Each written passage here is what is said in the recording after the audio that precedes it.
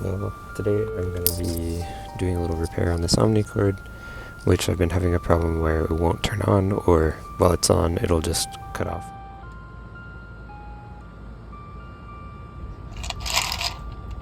I moved all the screws here so I don't lose it.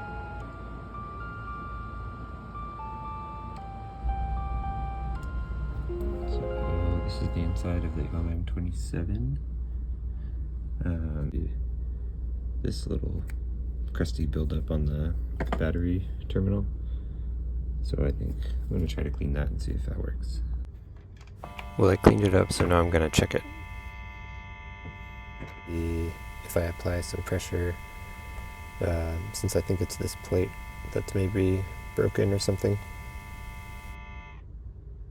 Oh, that's interesting.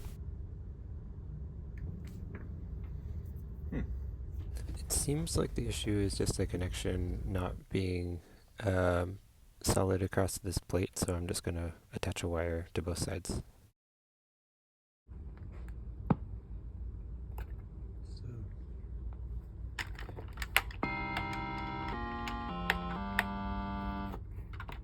Well, it doesn't seem like that was quite enough, so maybe it needs a little more.